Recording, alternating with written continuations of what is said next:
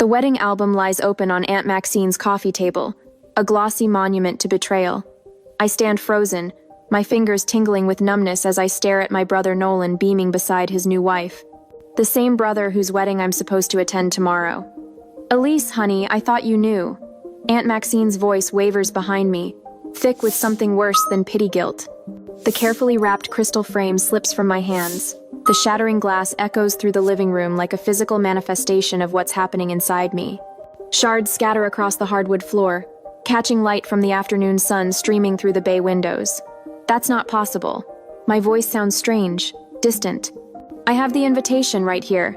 I fumble with my purse, extracting the thick cream envelope with my name in elegant calligraphy. Look, June 15th, tomorrow. Aunt Maxine takes the invitation with trembling hands, her reading glasses perched on the end of her nose. "Oh, Elise." Her voice breaks. "The wedding was last weekend. They sent you the wrong date. On purpose." The room tilts slightly. I'd taken a day off from my executive marketing position to prepare. Spent weeks searching for the perfect gift, the right dress, practicing what I'd say to family members who barely acknowledge my existence. How can they be so cruel? "Your mother." Aunt Maxine hesitates, then squares her shoulders. "They decided it would be easier if you weren't there." The memory of receiving that envelope floods back standing at my mailbox, sunlight catching the gold embossing as I ran my fingers over my name, the flutter of hope in my chest. Maybe this invitation meant healing. Maybe they finally wanted me there. I remember the family dinner 2 months ago when Nolan announced the engagement, the way his eyes swept the room, connecting with everyone except me. Still, I'd smiled, offered congratulations, pretended not to notice. That weekend I'd driven to 3 different stores hunting for the perfect dress, something elegant but not showy, something that said I belonged among them. The saleswoman had commented on my glowing smile as I stood before the mirror, heart light with hope. I kneel now, carefully gathering shards of broken crystal. When Aunt Maxine moves to help, I shake my head. "Let me." My hands tremble, but my voice has found its steadiness. They've always treated me like I was invisible. Now they've made it official. For once, I don't search for explanations to soften what they've done. Don't create excuses for their cruelty. Something shifts inside me, a tectonic plate finally breaking free after years of pressure. I stand taller, meeting Aunt Maxine's tearful gaze. "I fought with your mother about this," Aunt Maxine says, wringing her hands. "I told her it was wrong, cruel even, but she overruled me, said you'd just bring up uncomfortable topics, ask embarrassing questions." I almost laugh. Uncomfortable topics like the thousands of dollars I've quietly funneled to keep the family lake cottage from foreclosure through my holding company. Embarrassing questions like why my brother's business failures are always forgiven while my successes are dismissed. I've spent years trying to earn my place in this family. I wrap the broken pieces in the gift paper, the festive pattern now seeming like another mockery. I thought if I achieved enough, helped enough, they'd finally see me. Aunt Maxine reaches for my hand, her papery skin cool against mine. "Some people can't see what's right in front of them, Elise. Not won't, can't." The quiet realization settles over me. No achievement would ever be enough. No sacrifice would make them truly see me.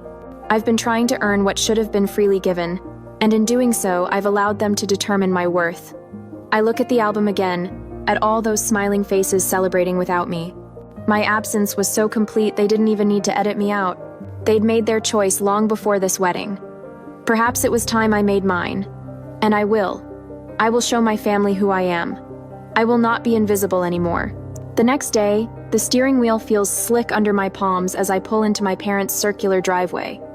Their Tudor-style home stands proud against the afternoon sky, its manicured hedges and gleaming windows betraying nothing of the betrayal within. I kill the engine but remain seated, watching through the bay window as they lounge in the living room, surrounded by wedding photos. My mother's laugh floats through the partially open window, the same delicate, tinkling sound I'd spent decades trying to earn. My father leans back in his leather recliner, looking more relaxed than I've seen him in years. And Nolan, my golden child brother, stands by the mantel holding up a large wedding portrait, his voice carrying clearly across the lawn. Best decision we made was making sure she wasn't there to ruin everything like always. A wave of nausea rises as I grip the door frame, knuckles white against the polished wood. They continue laughing, flipping through album pages, completely oblivious to my presence. 3 minutes pass before my mother finally notices me standing in the entryway. Her champagne glass disappears behind a silver-framed photo with practiced subtlety. Elise. Not a question, not a greeting, just acknowledgement of an unexpected intrusion. The wedding was last weekend. My voice sounds steadier than I feel. You sent me the wrong date, on purpose. Nolan doesn't even look up from the album. I needed one perfect day without you. The simplicity of his statement hits harder than any angry defense could have. No denial, no pretense. You've always disrupted our peace, Elise. Mother adjusts her pearl necklace, a nervous habit from childhood. Can't you understand we needed one special occasion without your intensity? Father remains silent in his recliner, eyes downcast, studying his hands as if they hold secrets only he can decipher. His silence speaks volumes, tacit approval wrapped in cowardice. I step further into the room, noting how they occupy the comfortable seating while I stand. The physical representation of our family dynamic couldn't be clearer if it had been staged by a theatrical director. I've put thousands of dollars into the lake cottage repairs through my holding company. The statement hangs in the air between us. Did you think I wouldn't find out you've been telling everyone it's still completely yours? Mother waves her hand dismissively. That's what successful children do, they help their parents. It's your obligation. Playing with your little marketing spreadsheets while the rest of us have real careers. Nolan smirks, tossing the album onto the coffee table with careless entitlement. Dad built something tangible. I create architectural visions. What do you make besides money? Their words crystallize a truth I've spent years avoiding. To them, I am not a daughter or sister, but a resource, an ATM with inconvenient emotions they'd rather not acknowledge. I catch my reflection in the ornate mirror above the fireplace. The woman staring back seems diminished somehow, shoulders slightly curved inward, head tilted in a perpetual posture of apology. How long has this stranger been living in my skin? This woman trained to make herself smaller at every family gathering, to speak softer at every holiday dinner. Let me explain something you seem to have forgotten. I open my purse, retrieving a slim folder I'd grabbed from my home office on the drive over. I have documentation of every dollar spent on that cottage, every repair made, every tax bill paid. Mother's eyes narrow, the first flicker of uncertainty crossing her face. And most importantly, I have my name on the deed, not as co-owner.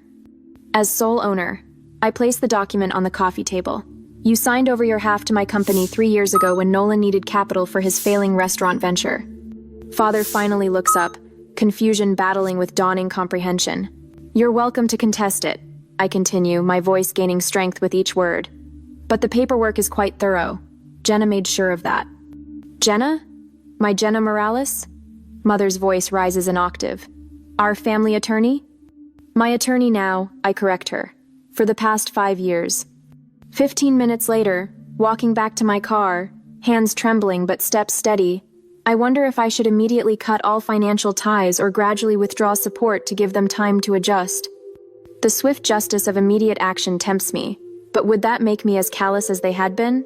What would you do when you discover the people who should love you have only been using you all along? I start the engine, the quiet purr somehow steadying my racing heart. For the first time since receiving that beautiful, lying invitation, I feel something close to peace. Perhaps the most important wedding wasn't Nolan's after all, but my own marrying the woman I am to the woman I've always been capable of becoming. That same day, my phone buzzed for the 5th time in an hour. Another cousin I haven't spoken to since last Thanksgiving, suddenly concerned about my mental health. Mother's been busy. Elise, honey, we're worried about you. Uncle Robert's voice crackles through the speaker. Your mother says you've been making some wild accusations. I press my fingertips against my temple. Did she mention that they sent me a fake wedding invitation with the wrong date? The pause tells me everything. Well, there must be some misunderstanding. No misunderstanding, Uncle Robert. They didn't want me there, so they made sure I wouldn't be. After hanging up, I open my laptop to find Nolan has posted wedding photos online.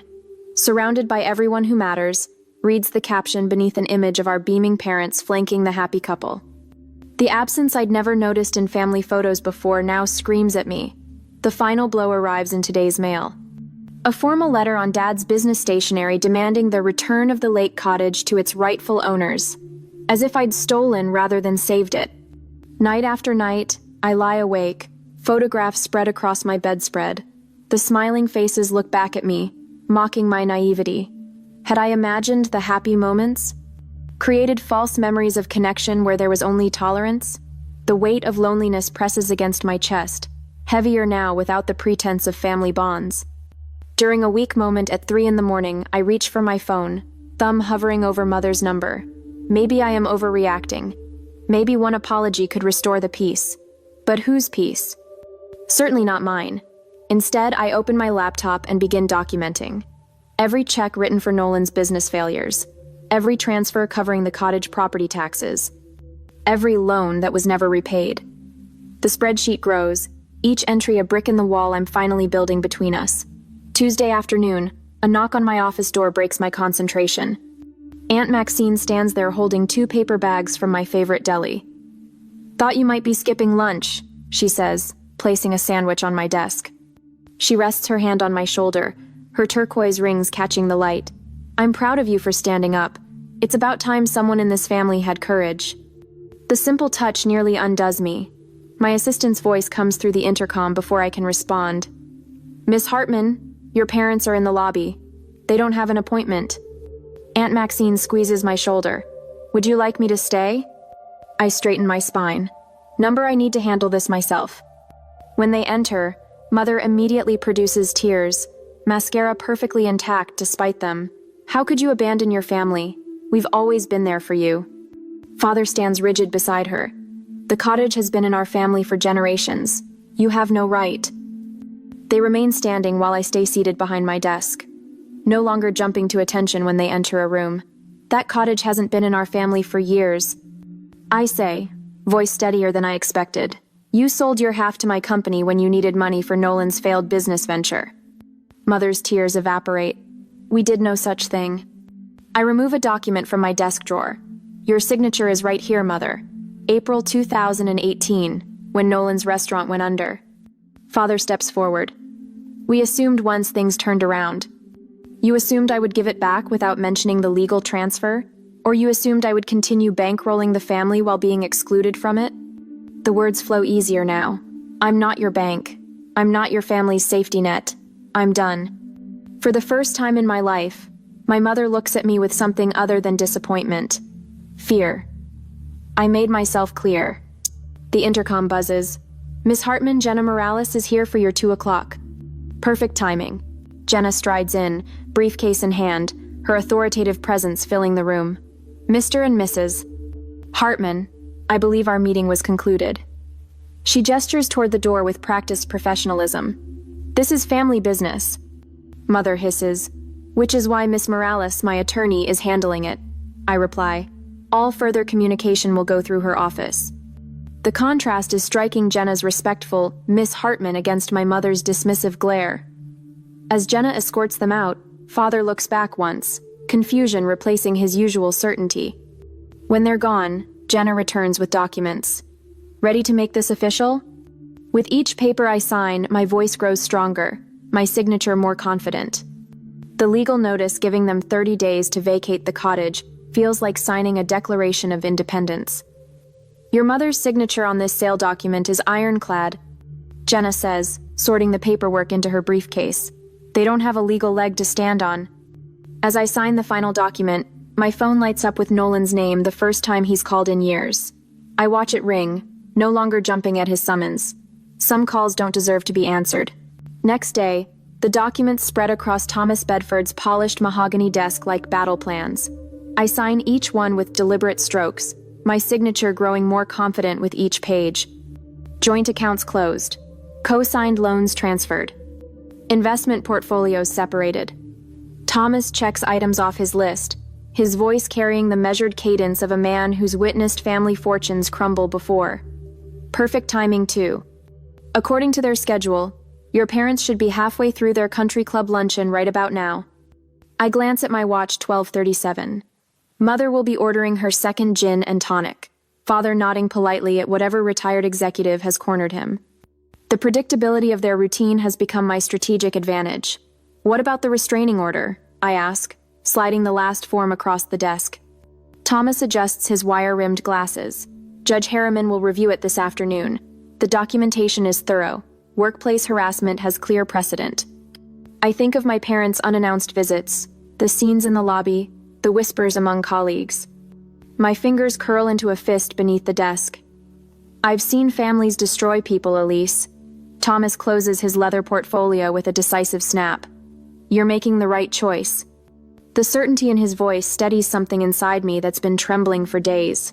When my phone vibrates, I expect Aunt Maxine's name. Instead, the building security number flashes on the screen. Miss Hartman? There's a situation in the lobby. Your brother is demanding to see you. Thomas notices my expression and points to the speakerphone button. I press it. Is he creating a disturbance? I ask, my voice surprisingly calm. Yes, ma'am. Security protocol requires documentation of the incident. He's quite insistent about financial matters. Thomas scribbles a note and slides it toward me. This strengthens the restraining order case. I'm not coming down, I tell the security officer. Please follow standard protocols for unauthorized visitors. 15 minutes later, my phone rings again, an unfamiliar number. Elise? It's Kendra, Nolan's wife. Her voice wavers. I'm outside your building. I close my eyes, bracing for another attack. I saw everything, she continues. The way he acted in your lobby. I had no idea he could be like that. Through the window, I spot her standing near the fountain, phone pressed to her ear, shoulders hunched against the spring breeze. He told me you refused to help with the wedding, that you were jealous of our happiness. Her voice cracks. But that wasn't true, was it? You never even knew when it was happening. The admission hangs between us. I'm sorry, she whispers. I should have questioned why you weren't there. I watch her brush hair from her face, the diamond on her ring finger catching sunlight. 3 weeks married and already discovering the person behind the performance. Thomas discreetly steps out, giving me privacy. When the door closes, I finally speak. Why are you telling me this? Because I recognize the look on his face today. It's the same one my father had when he threatened my mother. I'm not waiting 30 years to admit what I'm seeing. When Kendra reached out, I wondered if I should maintain the wall I'd built around myself or allow this one small bridge to remain.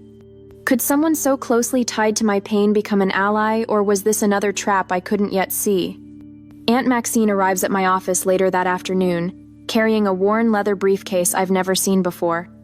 I've been keeping these for years, she says, laying out folders containing printouts of emails, text messages, and financial records dating back a decade. Your mother never believed in deleting anything. Thought she might need leverage someday. I flip through pages of correspondence revealing a systematic pattern of emotional and financial exploitation. Need money for Nolan's business venture. Elise won't mind co-signing. Tell Elise the cottage repairs are minimal. No need to mention the foundation issues. She's coming for Thanksgiving. Hide the new boat until after she leaves. Each message lands like a physical blow. Jenna, my lawyer, arrives as I'm midway through the second folder that day. She scans several key documents, her expression hardening. This strengthens our position on the cottage ownership considerably, she says, selecting specific emails for her files. The judge will see a clear pattern here. Thomas returns with confirmation that additional security measures have been implemented on my accounts. They won't be able to access anything, even with the information they have about you. The following morning, Jenna calls with news that makes me sit down abruptly in my kitchen. Judge granted the restraining order. His exact words were, clear pattern of emotional and financial harassment. They can't come within 500 feet of your workplace or residence. That afternoon, Aunt Maxine calls. Your cousin Rebecca canceled her bridge game with your mother. Said she couldn't look her in the eye after what she did to you. One by one, the dominoes begin to fall. Uncle Stephen removes them from the holiday rotation. Grandmother's oldest friend refuses their dinner invitation. Nolan's drinking increases as rumors circulate about Kendra moving back to her parents' house. His financial stability leaves with her.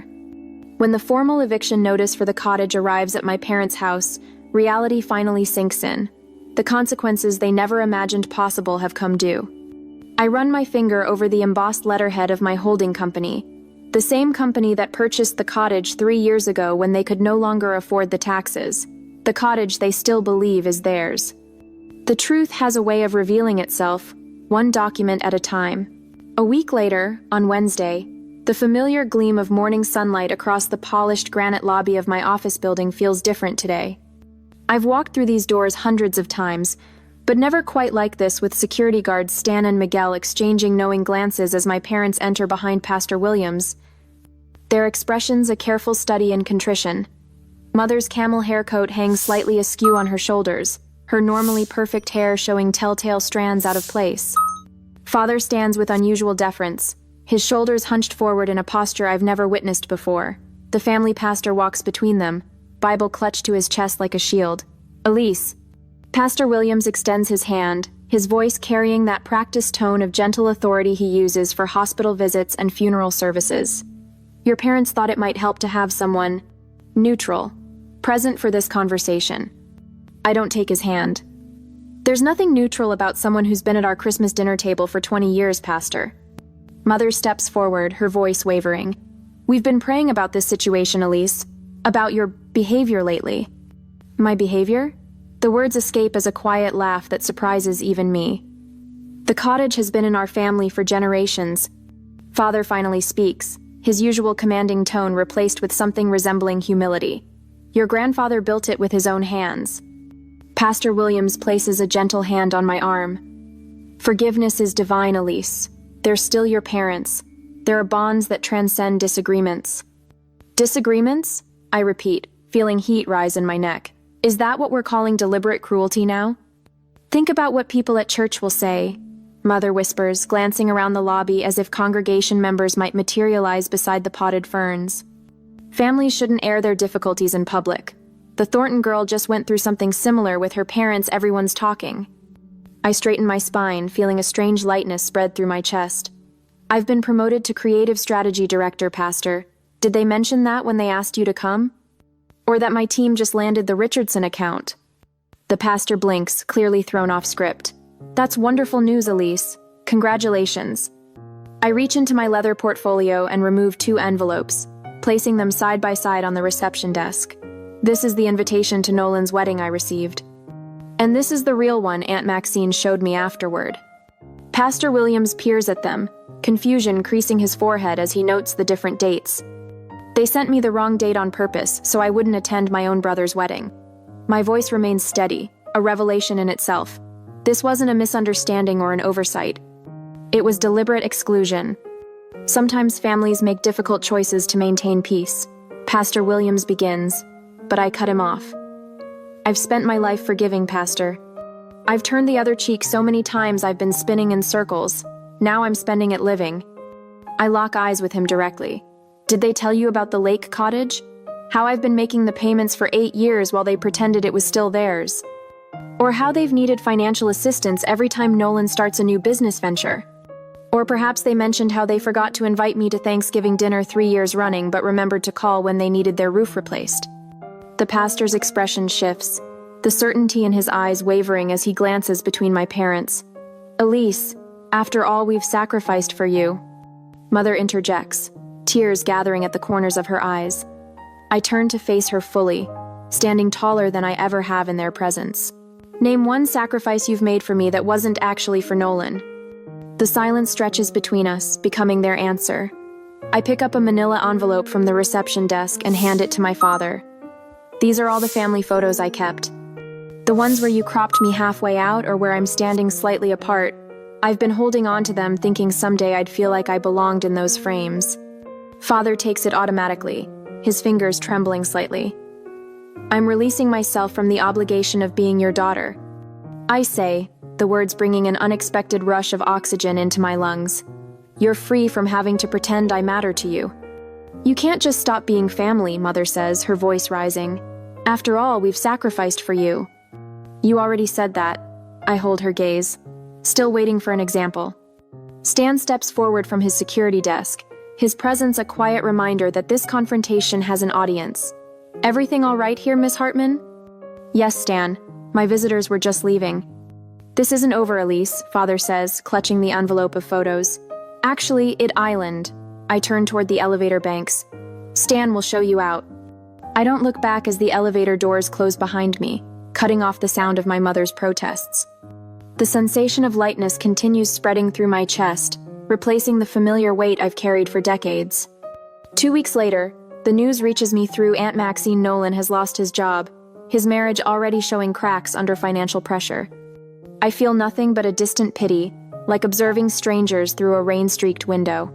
The first letter arrives at my office the following Tuesday. The envelope bears my father's distinctive handwriting, precise capitals with flourished edges. I place it on my desk beside my coffee, studying it as steam rises between us.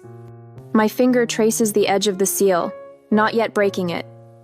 Inside might be more manipulation, more guilt, more demands disguised as family obligation, or perhaps something else entirely. I haven't decided whether to open it yet, and that choice, I realize, is the most valuable thing I've gained.